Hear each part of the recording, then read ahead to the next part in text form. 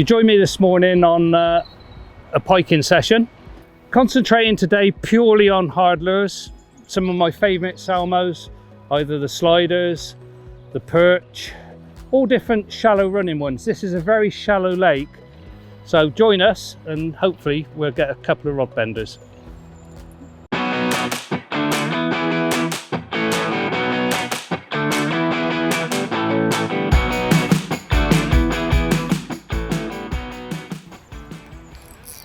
I've gone for 2 fixed spool outfits today. It's not the sort of lake where I go heavy, and the only snags that we've got in here is the weed growth. You can see it's actually coming up in amongst the coloured water out there. So I've got 20-pound braid on both setups. I've not gone with a leader, I go straight through to my wire trace. Made up a few traces and bits and pieces yesterday, and thought of a couple of tips that I can give you later on, which might help you in the future. Whilst the fish in this area, they definitely don't like cold coloured water. From experience and going back to my big game fishing days, if you like, fishing a colour change can always be good. So I'll give it a few casts up here. I'm just fishing as we go from the dirty brown into the clear. Quite often the silvers will lie up on that change, and if the silvers are there, then the pike will be there as well. I'm varying my retrieve quite a bit here. It's very difficult to fish this lake slowly just because it's so shallow and so weedy, but with a slow sink in or a floating plug, I work them just underneath the surface, and by keeping your rod high, you can keep that lure right up just underneath, probably 10 centimeters or so underneath the surface, and occasionally pop it to the surface as well. So it's almost a retrieve and pause, just lets it drop back a bit, brings it back up. When the fish are on, it's really exciting fishing because you get bow waves coming up behind the lure, smash takes. That's when it's in good conditions. So I've just given it another cast out, and even with a really shallow running lure in this lake, it is so shallow. You can see you pick straight up, and no self-respecting pike, or even non-self-respecting pike, is going to have a go at that. So strange though it may seem, I will be putting a popper on and seeing if I can get one off the top in the winter. So yeah, we'll have a walk around the lake. It should start clearing as we go around. This colour comes in from my right and gradually works its way around the lake. So at the moment we should still have some clear water across the far side there. I know the pathway is flooded, but it should be clear water. Right, we're going to do something a little bit different. Not hugely confident at the moment, but you never know unless you try it. And I know that we can get fish on the popper here, and I know that they come up. Whether they come up in these conditions or not remain to be seen, but we'll give it a go, see if we can walk the dog. Okay, so I've actually put on a floating rattling stick, weighs 20 grams, so it casts like a bomb. It's got a rattle in it, as you can hear, so that'll give an extra attraction. I've been told it's a very good bass lure. Hopefully it's a very good pike lure, but we can work it across the top, create a bit of commotion on the ocean, and see if we can tempt one of these rather lethargic pike today.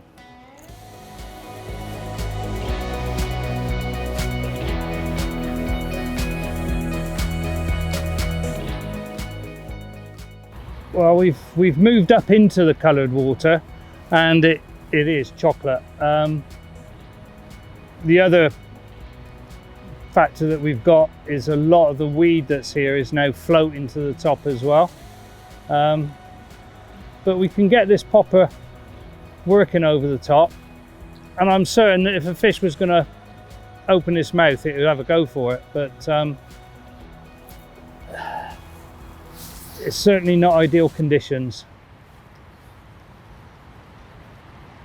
So yesterday I was doing a bit of prep for today, making a few stingers up for the future, making a couple of my own traces.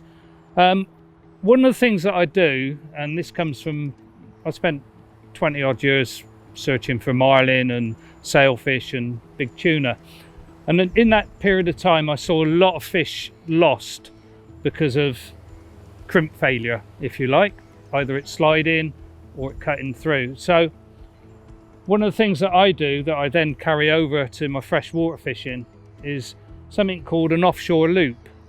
And basically this will mean that even with very fine wire, you will not get a crimp that slips. So you could actually fish it without a crimp and it won't give way.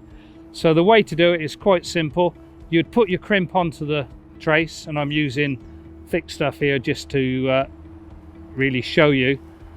Okay, so you would go through either through the hook or through the swivel, or through, if you're using one of the screw-in jig heads, through there. So you go through once and you go through a second time and pull it through.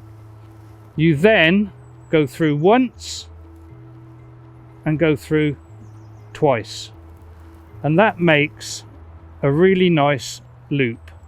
And you can pull that loop down and pull it down and pull it down until it's really snugged up. You then put your crimp on and crimp up, but without a crimp on there I can pull that as tight and as heavy as I can and it will not give way. So when you're using fine wire, and you're just a bit worried about crimping tight, if you do that offshore loop, that fixes it. Like I say, you could trim that back now and that will not give way.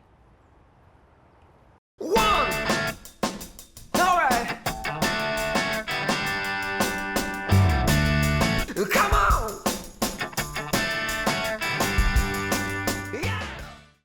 We worked our way around the lake now. It's a little bit clearer water here, but still carrying a bit of colour. Perhaps talk you through some of the different retrieves that you can do with crankbaits. There's a lot of people out there that use crankbaits and such like. I call them Mr. One Speed Retrieve.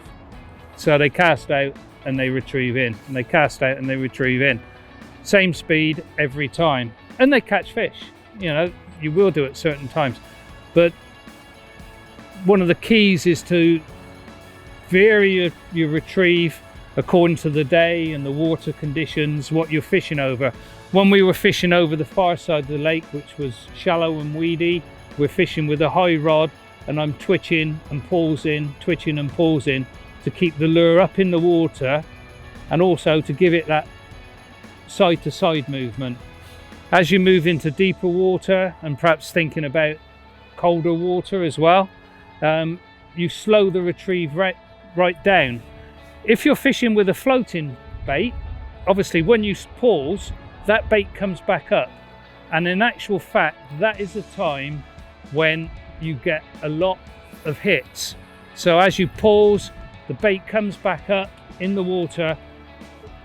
Basically it's like a dying fish. So what does a fish do? It comes back up in the water when it's dying. So you pause, you let it come back up. If you're fishing a sinking bait, which I am at the moment, when you pause, obviously it's going down on a side to side movement, which again is when you get a lot of hits. So it's not just about going out, steady retrieve. Even when I'm retrieving, quite often I'll have quite long pauses in between turning the reel. I'll give it a little jerk. I know with this particular bait, when I give it a jerk, it swings side to side. So it's about imparting different actions into the lure and eventually you find one that works on the day, or hopefully you find one that works on the day. So we've come down to our second venue. It's been affected by we had an absolute downpour last night, so this has come up foot and a half. One of the things to notice when you're fishing, especially, you know, pike love features. In that respect, they're quite similar to perch, and the reason that both of them like features is because that is normally where the silverfish will be. So on a lake like this, we've got a number of platforms for the coarse anglers to fish off. When they finish fishing, a lot of them just chuck their bait in down the side, which attracts the silvers in. And I've had some really good fish on this particular lake just dropping down underneath the platform to start with. And then the other thing that you can do then is, from where I am here, is cast parallel to the bank and actually drop it underneath a platform. So you're dropping it right alongside the platform and working it back. Those fish that are sat in underneath, suddenly a lure's going across in front of their faces and they've got to have a go at it, hopefully. Other features, you've got a post out there, I've cast that a few times. You've got the island where it drops off. It's quite a steady slope off of there. So as opposed to going dead tight to the island, I tend to find that I catch fish sort of 5-6 foot out from the island. If you're fishing a floating lure and you're fishing it alongside, a nice pause to let the lure come back up, flutter up in front of their faces, that works well. To my right hand side, I've got rushes and all the way along the side there. Ideal place for a predator to sit in, nice and tight, just go out, get its feed when it wants to, and then slope back in. So those sort of things. Have got an island over here, lots of features, so efficient to features. Of course you do catch a fish in open water, but always start off on your features and then go from there.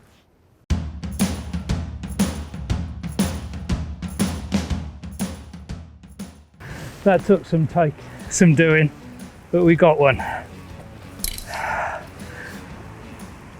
He's the otter we saw earlier, look, he's had half to get out of it as well.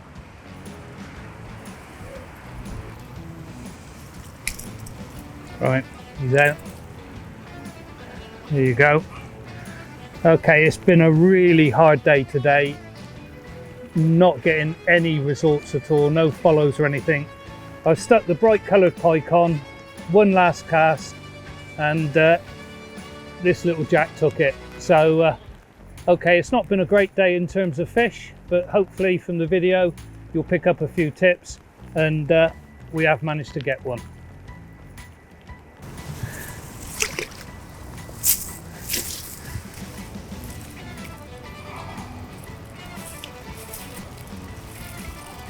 Yeah, so we want to rest him, make sure he's okay, especially as he's had a close encounter of the third kind with that otter. So we'll make sure he's nicely rested. Work the water backwards and forwards through his gills, and away he goes. Well, it's been a hard day at the office. We've done plenty of tips, plenty of descriptions on lures. Hopefully that will help you in the future. Join us again when we come back down and do a proper session on the pike.